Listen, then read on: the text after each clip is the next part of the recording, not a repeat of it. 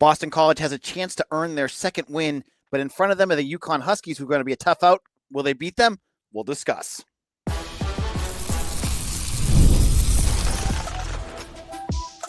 You are Locked On Boston College, your daily podcast on the Boston College Eagles. Part of the Locked On Podcast Network, your team every day.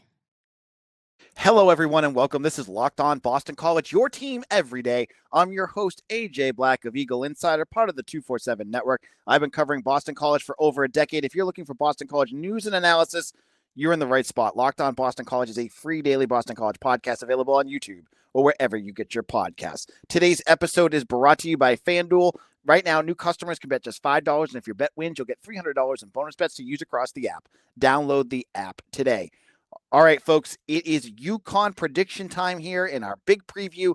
We're going to be talking about what we pick. We're going to look at what UConn brings and what challenges they're going to bring that maybe a UConn team in the past has not brought Boston College. And BC, the underdogs, we'll look at it on today's show. And to join us on Fridays, as always, is Mitchell Wolfe of Eagle Insider. Mitch, how's it going?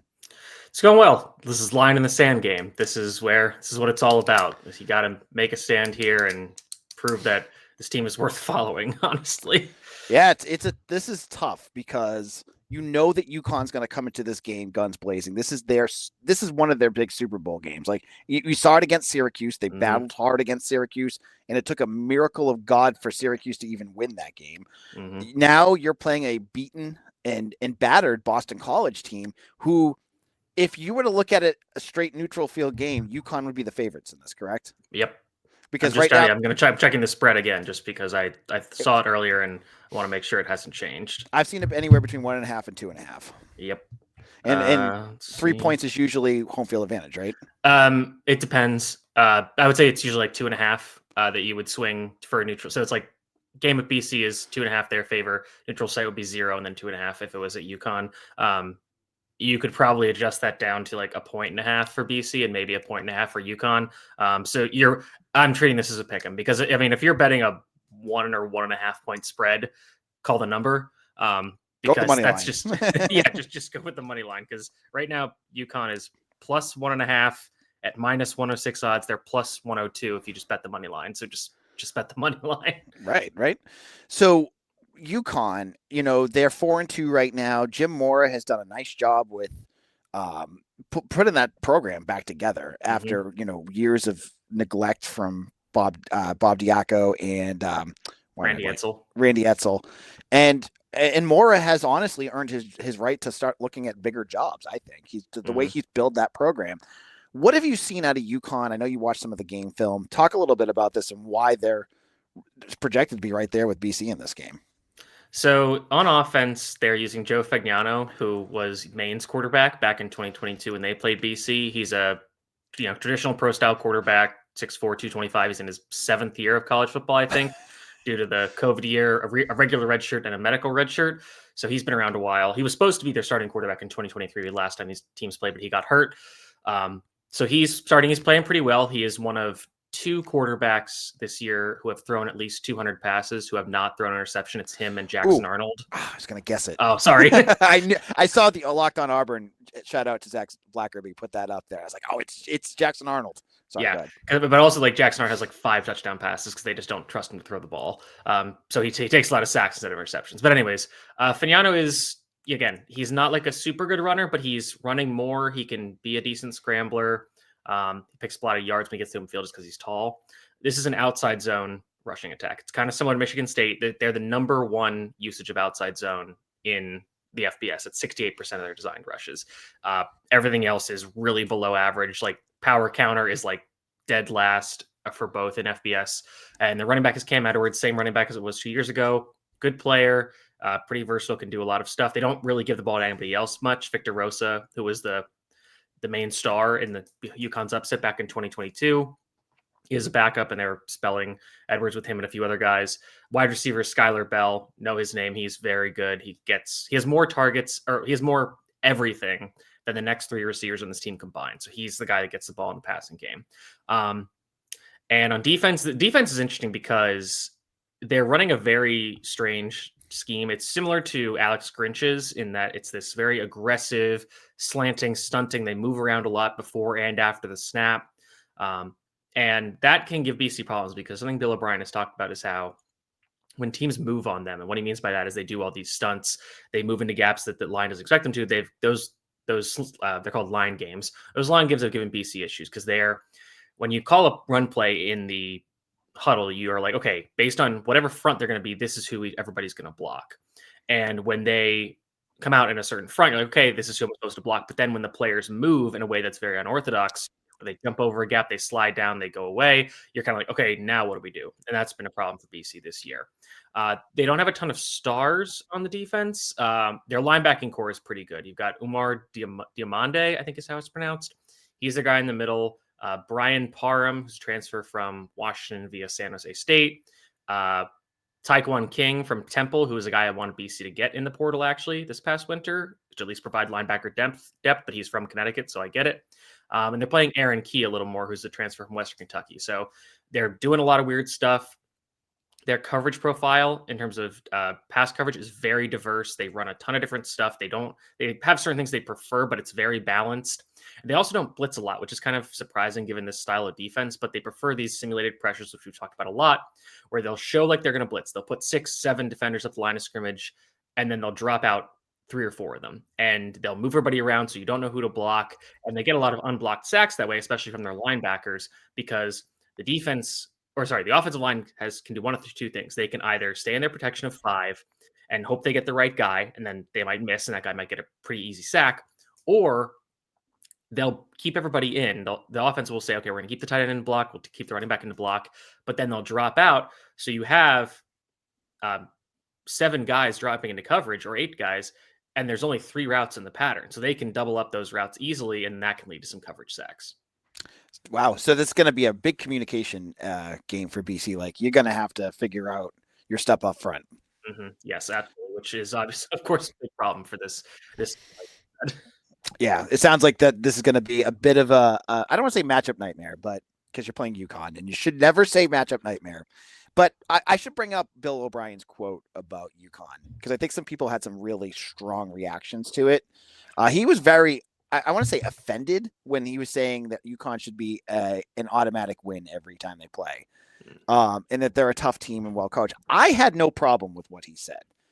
I think that's something every coach. I mean, Dabo Sweeney just said that BC was the best offensive line they've played all year. So, sometimes coaches just say stuff to like not give them bulletin board material, and maybe also to light a fire under his team's butt, which I think they could use too. What were your thoughts about that comment? Yeah, I completely agree. I don't think it's ever good to like really denigrate an opponent, because if you lose, you look like an idiot. And then if you win, you're like, hey, like I said, this team is good and we beat them, so that looks good. So yeah, I don't think there's really any point to agreeing with that point where it's like, oh, this should be an easy win. And I mean, granted, we as the media can think that, because that's what I thought going into the season, that this would be a very likely win for BC. And it hasn't turned out that way, because BC is playing a lot worse. They've had a lot of injuries. So, again, this is going to be a toss-up game, as Vegas is saying. So BC is going to have to really fight hard and not make a lot of the mistakes that have been such a problem for them this year. What do you think of Jim Mora Jr., by the way? I kind of talked highly of him. I thought that he's a pretty good coach. I don't really have a lot of opinions on him. Honestly, he's like, I mean, I know he's been coaching for a very long time. It's kind of funny that he has landed this college gig at like a non-traditional powerhouse, because if you look at his career, like obviously he was the son of an NFL head coach. I think his last college gig before this UConn, or before the UCLA, obviously, was he was like a GA at Washington back in the 80s. And then immediately after that, he was an NFL assistant and just worked his way up the ranks. Actually, as is the case for a lot of sons of NFL head coaches, they find their path to be cleared of a lot of obstacles. And then now he's been able to transition to a pretty successful college head coach. Obviously he actually had some success at UCLA, which was pretty rare at the time. They might be turning things around though. But yeah, I don't really have many. The thing I do remember about the last game he's played was the way he handled the end of game situation against BC, which I think they tried like a 54-yard field goal to tie the game, and it was like 4th and I think probably pretty reasonable. And I'm like, why are you kicking it? And they missed it. BC gets the ball back, and I think BC just ran out the clock. And BC was that was a very weird game. Thomas Castellanos got hurt, had a cramp, or was dehydrated or something, so he didn't play like to start the second half. They put in Emmett Moorhead, and Castellanos came back, and it was a very weird game. Yep. Yeah. Actually, Mora, one of my previous gigs before 247 was like a video consultant. He would come in and like talk to us about like I bring up like Jeff Halfley and his coaching scheme, and he had all these thoughts on it. He was actually pretty cool. So he did have a little stint in the media there too, and I actually kind of interacted with him a little bit too. So, anyways, in a moment, Mitch and I want to talk. We're going to talk a little bit about something that we've talked about a lot. What does Boston College have to do to win this game? And it sounds sad that we have to talk about this against UConn, but here we are. And we'll be getting into that in just a moment.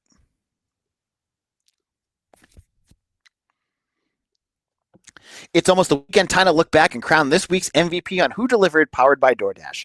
Just like you can win every Saturday with DoorDash Streaks, saving more every time you order, these players delivered when it mattered most. Let's break it down. For the Clemson Tigers, Peter Woods delivered in a big way. He was all over the place, scoring a touchdown, making sacks, making all sorts of stops, and making BC's life heck on offense. And when the pressure was on, Woods came through. No hesitation, no delay. And if you've been watching week after week, this poor performance wasn't a fluke.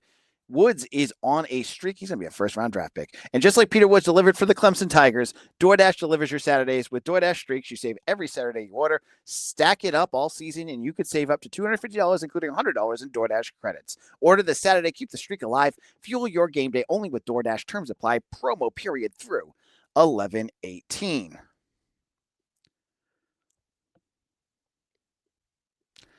When the opening whistle blows on a new repair, get your crew moving forward with Supply House. Order today and see parts on your doorstep tomorrow. Over 280,000 plumbing, HVAC, and electrical items from the most trusted brands in the business.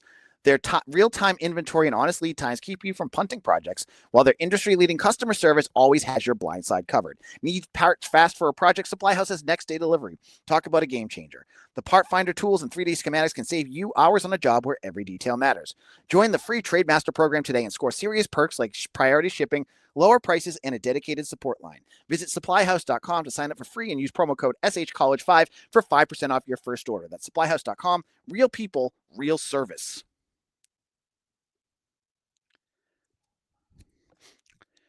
Locked On Boston College, AJ Black of Eagle Insider here. Thank you all who have made Locked On Boston College your first listen every day. And to my everydayers out there who have made Locked On Boston College part of your daily routine, thank you so much. You've helped us grow, and I want to thank you for making us part of your daily routine. Now, Mitch, before we get into our next segment talking about BC football, my hope is I get these reads from some of our great sponsors where they're telling me to talk about the great plays of a team. And for 2 weeks, I can't in good faith pick anybody on BC because there's no one that's like, I mean, I guess I could have picked Turbo Richard for that one, but I'm really hoping that this week will be different and that there'll be somebody that really pops up. Let me ask you now, any players that you're looking for in this game that you think could have a big matchup against UConn? So to return to the issue with UConn's kind of scheme, the defensive scheme that gives offensive lines issues, and especially ones like BC's that struggle with this kind of thing. The other side of the coin for that is that because they're so aggressive, they can leave open gaps. And there's one play against Syracuse where the defense gets the call in from the sideline and they move around a bit. And they basically put all 5 of their defensive linemen from the B gap, which is between the guard and the tackle. They put all of them on the left side. And then there's a linebacker on the right side. And I think Syracuse just takes a moment. They're like, okay, we're going to run away from all those guys. And of course, the right tackle didn't do a great job of blocking the one linebacker. So it's only like a gain of 5. But they have those fronts where, like, especially if they make a mistake and guys are in the wrong place, they can really get gashed. And UConn has struggled with allowing explosive rushing plays. So, and honestly, in general, teams have been able to run the ball on them because their personnel is just so light and they don't play with heavy boxes almost ever. So that'll be something to track. So BC could have some success running the ball. There have been flashes of that with Turbo Richard, even against Clemson, where they had a big run. They had another one that got called back for a holding penalty I didn't see. They had some decent success running the ball, and then the game script kind of took their run game away. But we've seen moments where it's been okay. So I'm thinking that because BC does have this bigger, stronger offensive line, if they do have players they can catch Louisville and get their hands on them, then they should be able to block it up pretty well, get some plays for Turbo Richard. And then to the other side of it, when they do have these passing plays where UConn drops everybody into coverage but looks like a blitz, the running backs need to be ready, and the tight ends, I guess, too, need to be ready to catch checkdowns, because that's one way you can hurt UConn is they want to keep everything in front of them. So if you dump it off to Richard, McDonald, whatever, if they can pick up 5, 7, 8 yards on a check down, that's a winning play. So that's something that I'm looking at for the running backs to have a big game. On the other side of the ball, I really hope that they just do a good job of covering Skylar Bell in coverage. And I think Mhm. I'm hoping that they get Amari Jackson back. We don't have a injury report this week because it's a non-conference game. But if they don't, I'm wondering. I think that I'm going to wonder how they're just going to double Skylar Bell, just have the corner on him and have a safety over top at all times because their other receivers don't make a ton of impact plays. I wonder if, like you've mentioned before, Carter Davis has played a little bit of corner. Like, do you put him on him because he's a bigger guy? I think you put him on the X receiver. Bell is more of the Z, so he's a little smaller, speedier, what have you. Got it. I think you basically put Davis on the X, who is either going to be Shamar Porter or John Nieder, not sure exactly.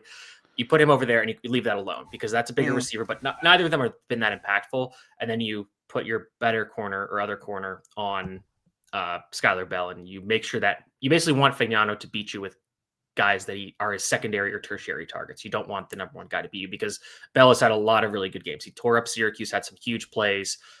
So that's something that I'm looking at. Also, like Quintavious Hutchins needs to have a big game here because UConn's left tackle is not that great in pass protection. He's allowed a few sacks, had some penalties. He's a big dude, so he doesn't move around as well. And Hutchins had some nice reps in the Clemson game where he cooked the left tackle, just couldn't get home for a real sack. He had one on a scramble. But I think that's a big thing. You need to have him get home and put UConn behind the chains with some negative explosive plays. Now I got to ask you the $1 million question. We've listened to Bill O'Brien now for 2 straight press conferences, being kind of effusive of who the quarterback is going to be. He has not said Dylan Lonergan is going to be his quarterback. He has not also said that he's making any change. So he's kind of leaving it up in the air. Big question mark. If you were Bill O'Brien, who would you start on Saturday? I feel like you probably go with Grayson James. The thing that's going to be in my article that comes out on Friday when you're listening to this is that maybe this team doesn't need a spark as much as it needs a guy who puts out fires or prevents fires, because that seems to be what's happening, being a problem with this team is they're having too many problems that they can't figure out all at once. So put in James. He's a steady hand. He can create a bit with his legs if need be. And that might help the offense a little bit. He's also just seen more. Obviously he hasn't played a ton like a football. Honestly, I don't know the exact numbers, but he's probably played a fraction of the snaps and dropbacks that Fagnano has. But still, he's seen more than Lonergan. You hope that he can, could just be a steady hand and prevent. Because the last 2 games, Lonergan's had 2 strip sacks that have really killed the momentum. The one against Pitt didn't really matter as much because it was in the second half, but still, if BC had any hope up until that point, it was gone after it. And then he had the interceptions against Cal. So he's struggling with turnovers. You need to get rid of those because you can't be giving UConn extra possessions, because at the end of the day, UConn, I feel like, is probably going to try to run the ball and drain this game away pretty quickly because they can run the ball decently well. That's the bread and butter of their offense. So they're going to want to make this game go by quickly. So I think you want to make sure they don't have so many possessions to do that. So you have time on your possessions to score, and you also aren't rushed towards the end of the half and the end of the game where you need to get scores quickly, because if you don't, UConn will just drain the clock out. I honestly think one name I'm going to watch for this week in a game like this is Owen McGowan, as long as he's healthy. I feel like a slower team like UConn, this might be where he plays better. And when you're, so I would agree with you, except for the outside zone thing, because UConn is going to try to stretch the defense laterally. And if Edwards gets to the edge, he can be a home run hitter. He is honestly a bit streaky that way, where I think I looked it up, but I feel like it was something like half of his rushing yards have come on 10. So he has 100 carries. Half of his rushing yards have come on 10 runs that have been big runs. So if he gets to the edge or can hit that cutback lane, he can be gone. So McGowan will be important for preventing the cutback, but if he's also got to prevent Edwards from getting to the edge, because he can be very dangerous there. So, and I think we can all agree that Owen McGowan's strong suit is not necessarily lateral speed. So that's a bit of a concern for me. We'll see what they do with the linebacker position, because there's been a lot of injuries. Zachary Collins, a true freshman, was listed as a starter in the most recent depth chart update. So Zachary Thomas. Sorry. Yep. What did I say? Wilson? I don't know. You said Collins, but Collins. I conflate the with two. Griffin Collins. Sick. Yes, with the true freshman linebacker. It'd be cool if you could combine them. But yeah, that's kind of my concern with McGowan. I think he'll have a lot of tackles, but it's just a matter of, are those tackles stops? Do they create a negative play or non-successful play for the offense? Right, because the last thing you need against a team like UConn, I don't care who you're playing against, is third and manageable or second and Yes, exactly. Second and 5, like, because they're gonna get that first down. And as you said, chew the clock up. So you need to, as you said, make splash plays. The splash plays are stops and tackles for loss. So we've seen them in spurts, but it hasn't really been a consistent thing with this defense. They need to be consistent against UConn to get them off the field, or whoever the quarterback is going to be sitting on the bench for most of the game as UConn just slowly trods down the field. Yeah. And honestly, like if BC wants to kind of play that game when they're in offense, I'm kind of okay with that too, because this defense, part of the problem is that they've been on the field so much and they've had no rest. You know, the offense, their BC's defense is on the field. Honestly, they were short drives against Clemson because there were so many explosive plays, but they'd be out there running all over the field for, 2-3 minutes, allow a touchdown. BC would get the ball back, go 3 and out, and then the defense would be right back there. So you've got to prevent that from happening with some sustained drives of your own. Yep. And in a moment, Mitch and I are going to give our predictions. I think for the first time this year, we're both predicting different things, and we'll talk about what those are in just a moment.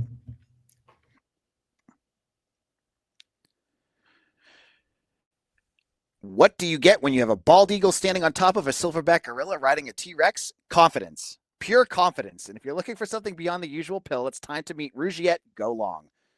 That's exactly where Rougiette Go Long comes in. You've probably been looking for Viagra or Cialis. Maybe you even tried them. This isn't just another ED pill. It's a total game changer for confidence. Go Long combines 2 doctor-trusted medications in one dual-action formula, so you can go hard and go the distance.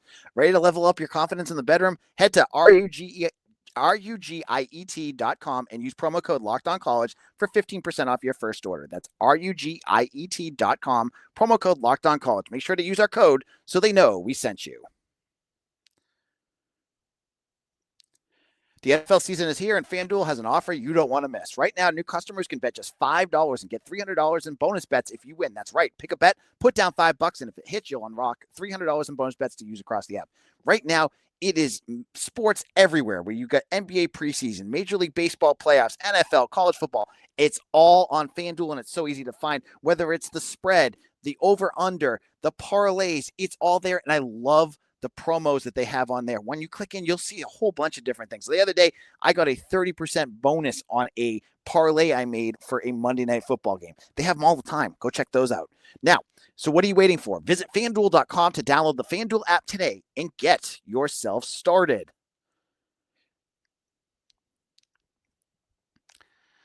Locked On Boston College, AJ Black here, wrapping things up. And if you need a second listen, if we are your first listen, your second listen should be Locked On ACC with Kenton Gibbs and Alex Dono. And if you want more, go check out all my other episodes. They're available on YouTube, wherever you get your podcasts. Now, all right, Mitch, it's time for predictions. I think I have not asked you what you're predicting. I think you told me who you're predicting to win. So I'm going to let you go first this time. Go ahead. I'm doing this so I can avoid doing another head/face-wear thing, and I want to pick BC to win, and I want to pick them to win 31-28. This is going to be this is going to be a stressful game. It is not going to be fun, but I kind of think there's enough seams in this where I think BC can figure something out. UConn's offensive line is getting worse in pass protection in recent weeks. I wonder if BC can take advantage of that. Joe Fagnano struggles against man coverage really to a strong degree. His completion percentage is cut in half almost. His EP per dropback success rate goes way down. His time to throw goes up, so you have more time to get pressure on him. Again, I talked about the thing with UConn's defense and BC's running game where they could finally figure something out.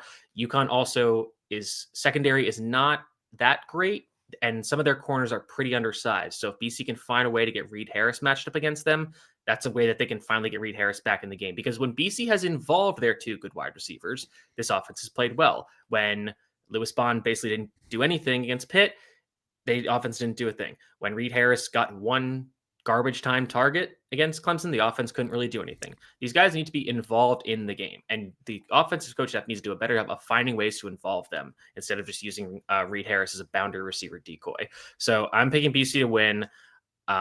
The under has moved down 2 points from 59.5 to 57.5, which is interesting. One thing that I'm looking at as a real sicko is the third and fourth quarter spreads. And taking UConn because they're like -1.5 and +1.5 in third and fourth quarter respectively, because BC has just been so bad in the second half. And there's a way where BC can win this game and they can still and UConn can still hit both those bets. So that's something that I'm looking at from a betting. That sounds like you're talking about this game being painful. That would be nightmare fuel if that was the second half. I think that's the way we can be like, okay, like that second half gave me a heart attack, but hey, I made some money. I bought myself dinner. There you go. I was like, if you parlay the UConn or at least it actually went up. If you parlay the UConn plus 1.5 third quarter spread and the minus 1.5 fourth quarter spread, it's plus 247. There you go. And then you pick BC to win. And BC to, I mean, if you parlay that with BC to win, you're probably, I mean, that's like minus 112. So you're basically doubling it. So you're probably almost a plus 500. So you're trudging a very narrow path, but it could be lucrative. Entertainment purposes. Purposes only.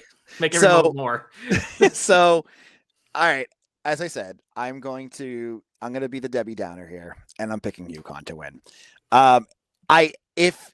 Part of me wants to say, depending on who the quarterback is going to be, is who I pick. Because I do think BC has a better chance to win, as I said yesterday, if Grayson James plays. I think just that piece, I think he'd keep them, as you said, keep them on the field longer sustained drives. The defense will have a chance to breathe. I think that would be important. I have just been bitten so hard by BC this year with just bad games. I can envision it. It's in my head of what's going to happen. And it's 8-minute UConn drives where we see BC touch the ball like 3 times in the first half. Mm-hmm. They go 3 and out on one of them. And then UConn scores on a fluky touchdown. I don't want to say this is 2022 again, because that game was awful. I went back and reviewed that on Eagle Insider this week. I forgot how it was. 5 sacks and 5 turnovers in that game, in which you said it's hard to win that way. Don't you say that basically for EPA a sack is similar to a turnover? Yes. So that's like 10 turnovers. Mm-hmm. Mm-hmm. That game was awful, but I think BC will score more in this game. But I also think UConn's going to score too. So I'm going to pick UConn to win this one. I'm going to go the reverse of what you said, 31-28 UConn. All right, there we go. So this is what I picked. I don't have Joker makeup if I'm wrong. I think you can just do the bag. It's fine. I could do the bag. You just have to do it for the end. You just have to do it for the intro. You don't do the whole episode. Yeah. Well, or after the game, if they win, you guys can all bring tomatoes and throw them at me. There we go. I'll be there. I'll be outside at some point. You can just find me and just beg me with tomatoes. That works. I'm sure BC would love getting the tomatoes all off the press box glass. Well, yeah. Well, I would say outside. There we go. Okay.